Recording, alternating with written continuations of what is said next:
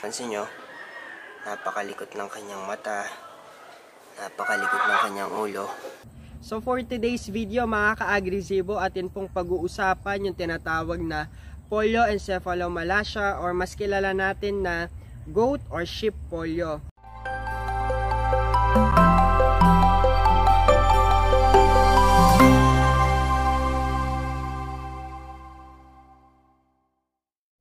Hello mga ka-agresibo, ako pong muli si Jom ng Agresibo Channel at isa po akong backyard goat racer. Sa video na to mga ka-agresibo, ating pag-uusapan kung ano nga ba yung goat polio or polioencephalomalacia or for short PEM or PEM, para malaman natin kung ano nga ba yung cause nito at ano yung nagiging epekto nito sa ating mga alagang kambing. Pag-uusapan din natin yung mga pamamaraan, paano natin gagamutin at ano yung way natin para ma-prevent natin ito sa pagtama sa ating mga alagang kambing. So itong topic na to mga ka-agresibo ay i-relate ko po sa personal nating experience. Last week mga ka-agresibo, yung isa kong kambing tinamaan po ng goat polio. So hello mga ka-agresibo, at nandito po tayo sa likod ngayon. Pupuntahan natin yung isa nating kambing na hindi po makatayo kanina at suspected po na nagkaroon siya ng goat polio. So nung una hindi pa ako sigurado na goat polio nga ba ito dahil first time ko po maka-experience nito sa aking alaga.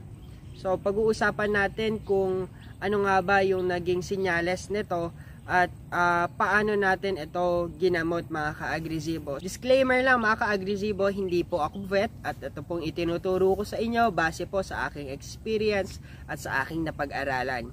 Mga ka-agresibo, last time nagkaroon po ng goat polio yung aking alaga at first time ko pong ma-experience ito sa almost 3 years na pag-aalaga po ng kambing.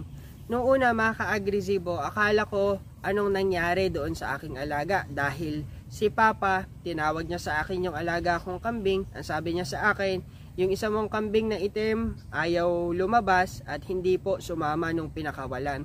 So dali-dali ko naman tinignan yung alaga ko mga ka-agresibo. Ang una kong nakita doon sa alaga ko, naglilikot po yung kanyang mata at hindi po siya makatayo ng maayos, nawawalan po siya ng balance.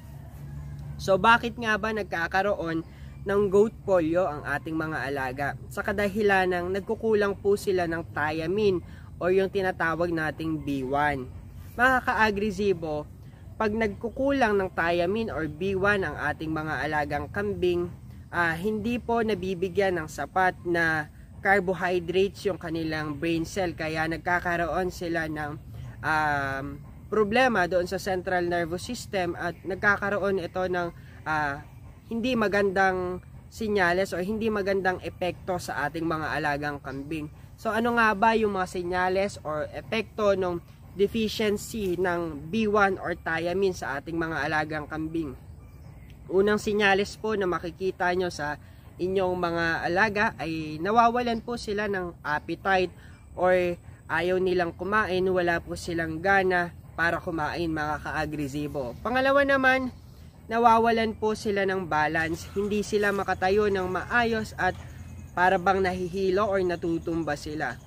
So pangatlong sinyales naman mga ka-agresibo, makikita nyo sa mga mata nila, merong involuntary movement yung kanilang eyeball at yung paglakad nila ay pa-circular motion mga ka-agresibo.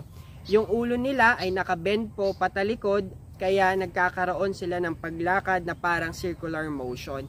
So mga ka-agresibo, paano nga ba natin magagamot yung tinatawag nating goat polio?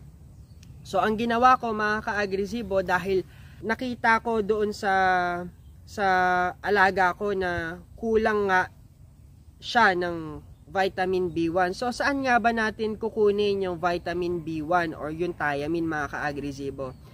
Familiar naman po siguro halos tayo mga goat racer doon sa tinatawag na B-complex. So yung B-complex, it consists different vitamin B.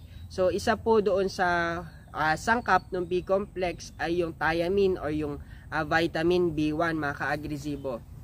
Ang ginawa ko lang para magamot or ma-survive yung ating alaga na tinamaan ng goat polio, nagbigay po ako ng 5 ml na B-complex. So itong inahin natin na ito ay nakapanganak 2 beses pa lamang, mga ka-agresibo.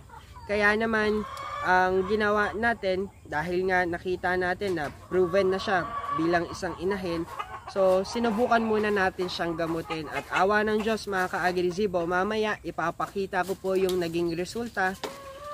After kong bigyan ng 5 ml B-complex, mga ka-agresibo, tinuloy ko lang po ito sa loob ng 4 days. So unti-unti, every day nagkakaroon po ng kumbaga pagbabago sa aking alaga, at kumbaga bumabalik na po yung dati niyang kilos.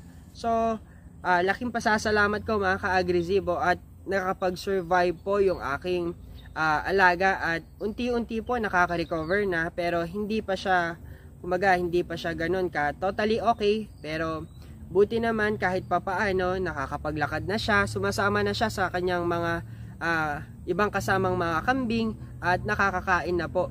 So ano nga ba yung pwede nating gawing prevention, mga ka-agresibo? Actually, mga ka-agresibo, ang ating mga alagang kambing, kaya po nilang mag-produce ng vitamin B.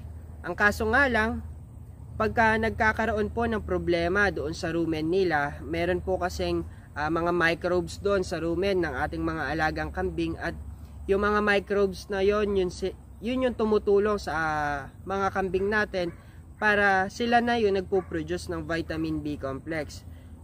Pagka kasi nagka-problema doon sa rumen at kumbaga namamatay yung mga microbes na yon, hindi po nakakapag-produce ng maayos na B complex, mga ka-agresibo. Kaya naman kinakailangan nating mag-supplement ng vitamin B complex sa ating mga alagang kambing pagka nagkaroon po sila ng goat polio, or kahit papaano gawin po nating prevention yung pag-inject ng B-complex, pero not necessary na every week or every month tayong magbigay. At least mga 3 months siguro, mga ka-agresibo, pwede na, para gawing prevention doon sa thiamine deficiency sa ating mga alagang kambing.